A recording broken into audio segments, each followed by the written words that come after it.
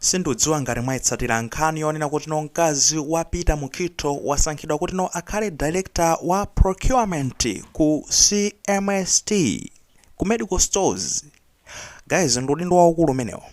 Komano chimene tikufuna tikambe apa ndizonena kuti kusankhidwa kwa Mkazi wa Mukhito kukupereka tsopano mafunso konena kuti kodi ali ndi zomwenereza, kodi apa sizoti ndi kuti angomusankha faja zifukwa za Ndale, kunena kuti uyuyu ndi Mkazi wa Mukhito ndi anthu ali ndi mphamvu ndi basa musankhe. Zayenda motani apa sipenende zinyengo zina zake, nepotism zichazoma akondera kumasankhana ku mitundu komanso kusankhana ndi kuti amabanja muponena kuti atabale awo ali ndi maudindo mutisi zomwe ziyenda apa. Nkhani yakhala yozungulira osati masewera, nchifukwa chake tafuna tibwere tizakambe pano kuti zoona zili patino apa tofunapo chilungamo apa. Ndeti yambatu ndi chiflyer chimene mukuchiona pa screen panopo kuchokera kumenekoko ku Central Medical Stores Trust. Akunena kuti appointment of Director of Procurement. The Central Medical Stores Trust is pleased to announce the appointment of Mrs. Chansi Mukhito as Director of Procurement effective 1st June 2026. Mrs. Mukhito brings to Cmst valuable experience in public procurement and regulatory oversight, having previously served as the Public Procurement and Disposal of Asset Authority. Her professional background places her in a strong position to drive compliance, transparency, and efficiency in procurement systems within Cmst. Pepani kwambiri ndakula komano nkhani yonena kuti kuchokera kumene ku medical stores amene amayang'ana makamaka za mankhwala, kusungidwa kwa mankhwala kunoku ndi kuti ku Malawi muzipatala zaboma ndi zina zoterozo amasunga ndiwowa. Akunoti asankha ndi kuti Mrs. Chansi Mukhito, Mkazi wa Peter Mukhito amene kunena kuti akhale ndi kuti Director of Public Procurement, munthu amene azikayang'ana zokagula mankhwalawo.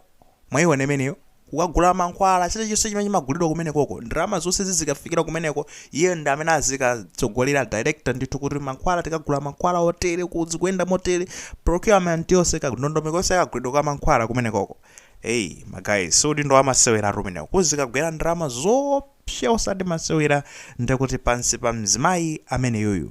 Now apatu akunena kuti iyeyo akusankhidwa chifukwa chonena kuti ali ndi kuthekera kumeneko atanagwiraponso ntchito ku office ina yayikulu yomweno imayang'ana ndi kuti Public Procurement komanso Disposal Asset komwe ndi kuti Authority PPDA. Ali ndi office yayikulu imayang'ana zakuboma uko ndithu ku Malawi kuno nkhani zokhuzana ndi zogulagulaza. Anagwiranso ntchito kumeneko ndipo zikono ali ndi zowayenereza ndithu akuti akagwira ntchito ja kumachita zinthu pampalambanda komanso konse zoti iyayi zikuthekapo pa ground ndipo makamaka ku Cmst kumeneko ku Central Medical Stores konkhani zokagulagulazo zikuyenda bwinobwino foti munthu ali ndi zomwenereza plus experience anagwira ndithu kumeneko ntchito ya masewera imene ayikamba kuti anagwirayo eti kumeneko. Anyways, ndakuti in her new role, Mrs. Mukhito will be responsible for leading the trustees' procurement function, ensuring the timely, transparent, and compliant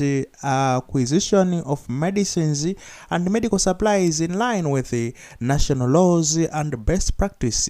Her appointment comes at a critical time when Cmst is strengthening its systems to enhance accountability, improve supply chain performance, and deliver greater value for public resources. Akunena kuti kwasankhatu madamu amene wawa madamu Mukhito ndizonena kuti amene wawa ndizoti abweresa ndi kuti udindo wawo tinacho ntiwakhala ndi kuti kutsogolera zokagulagulazo kumeneko komanso konse zoti zikubwera mu nthawi yake zochitika pambalambanda komanso ndizoti ndi kuti nkhani za mankhwala zikuyendesedwa bwinobwino osati ena akumahasanso mankhwala kumeneko, ndipo nkhani zakagulidwe supply chain zikuyenda ndithu mu ndondomeko malingana ndi malamulo a dziko lino komanso kutsatira kachitidwe kabwino ma practices abwino komanso kusankhidwa kwa iwowa ndizoti abwera mu nthawi yake pamene ndi kuti Cmst imeneyi ku Central Medical Stores akuonesa zoti system yawo ikhale yopita patsogolo, ikuonesa zoti nkhani za kuchitika zinthu pampalambanda zikukhala motero komanso ndi kuti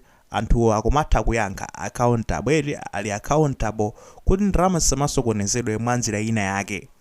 Ndipo takuti the board and management of Cmst are confident that Mrs. Mukhito's expertise and experience will contribute significantly to advancing the trust's strategic objectives and reinforcing public confidence in its operations.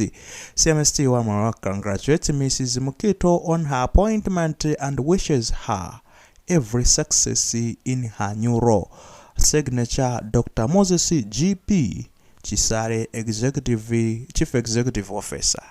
Kuwerenga koma guys zandipeta komabe I will just give it muchichewa kuti koda arizotani. Akulina kuti ru. Nde akuluakulu uno tsopano board mabwana akumeneko aku Cmst, ku Central Medical Stores.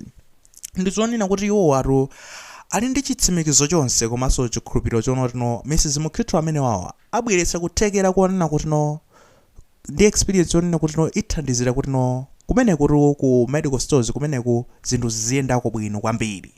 Nde kuti no zimenezo ndi zimene zingapangise kuti mwina mwake Amalawi azitha kukhulupirira kuti no ntchito zomwe zimagwiridwa ku Cmst ndi zabwino ndi zolongosoka. Sikumateka katangale ndi zina zoterozo. Ndalama zimagwiritsidwa ntchito moyenerera. Ndipo Cmst imene iyi medical stores wandu zola kuwalandiraro amayi Mukhito amene wawa nde kuti ndi manja awiri kuwalandira bwino kuti achite kumva zoti alandiridwa ndipo akuwafunira zabwino zonse mu udindo wawo watsopano. Asainawo ndi a Dr. Moses GP Chisale omwe ndi kuti ndi a CEO akumeneko ku Central Medical Stores. Alright, my guys, nkhani ndimeneyo. Mufatu wenga chikalata chikuti timve zimene akuti zifukwa zimene akuti no amusankhira zimayi amene. Okay?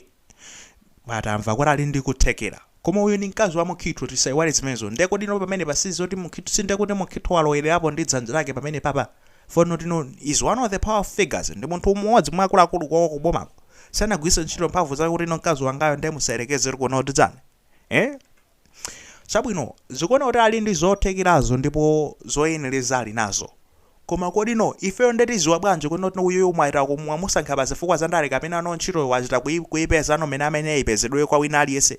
Munapereka ma opportunity onena kuti no anthu apite akapange kompiti pa ntchito imene iyi kunena kuti no mwina maka ayitanire chifukwa ife tiwuso ntchito ngati zizi zimene akulendera dongoso lake ndoti no zimene zipangidwa advertise ziyitanidwe nde kuti kayande bujani mu news muja iyayi kwakuti kufunikira nde kuti chani kufunikira ku Central Medical Stores director wa public procurement amene ali kuthekera alembere nde kuti anthu analembera makalata zikatiwa apita akapange ma interview amene akakhozeyo zikati ndefe tingazwe bwanjo zonsezo zaenda fanyima tikungolandira apa tikulandira zotani iyayi basi tunde kuti no nzimayi wasankhidwa wapangidwa appointed.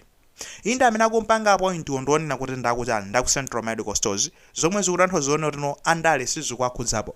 Komano kodi Ndondomeko zomwe amagwiritsa ntchito kumene kwako ndi zotani kuti ife titsimikize zione kuti no Ndale sizikuwakhudzapo ku ujeni in a real sense. Osati kuti kapena mwina make kumbali konde kuti Mukhito anakuwuzani zione kuti mwasese mkazi wangayo mwansankhatu. Komano nde kuti zisachite kuoneka kuti neyo dzanja langa likuyikapo likuonekapo.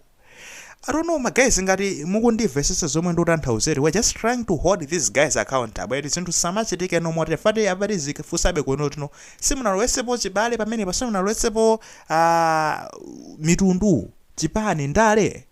Ina zimacha zinzimayi ali ndi kuthekera komano zimafunika zoti zione kuti zachitika pambala mbano kuti sakhale pasi ndikumaza nino zono tino pakhala kukondera kwina kwake. Ndefe we are justified kufusa mafuso ngati amene ofa zinthuzi mwangobwiro zangoruso kuti tansankha wakuti koma amene mwapangira zinthu zake kodi anapanga interview kodi anakasiya nde kuti kaya mapepa zonse did she go the proper vetting process imene ayigwiritsidwa ntchito.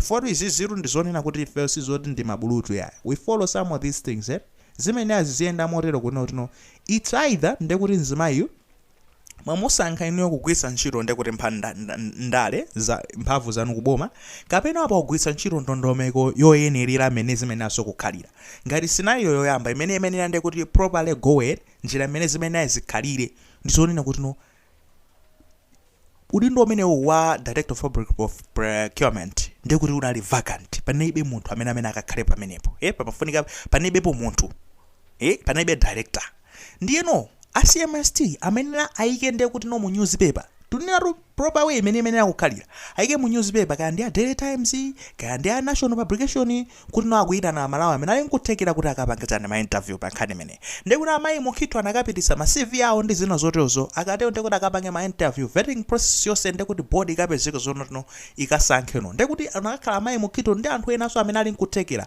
kumeneko akapangira ma interview sewo ngati amayi Mukhito anakasankhidwa mu njira yotero good and fine ndikuti zonse zayenda bwino mene zimene akukhalira komano newspaper siri namve zonena kuti alengeza siri nazive kuti first minutes kuti akwalengezedwa position imene chani we just receiving kuno kuti amayi Mukhito arana asankhidwa chani kodi munagwisa ntchito njira imene akukhalira ndi hotel proper way imene zimene akukhalira malingana ndi kumene also procedure yake ya Central Medical Stores iko.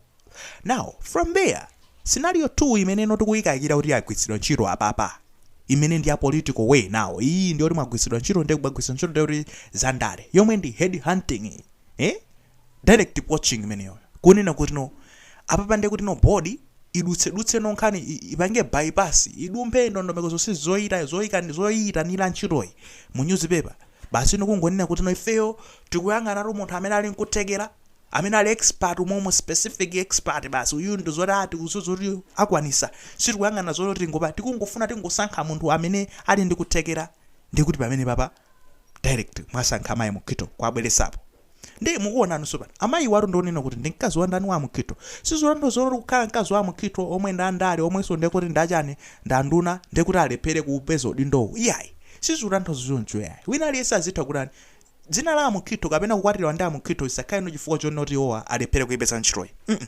akhozi kuipeza koma tikungofuna zonoti zichitike pambalambanda koma papa zikuoneka ngati zachitika kumbali zomweno zitipangitse feno kuti tiziganiza ndipo mungatitseke bwanji no maganizo onena kuti no Mukhito sanalowerere pamene zinthu simuna zichite pambalambanda mwayiwone imeneyo I don't know.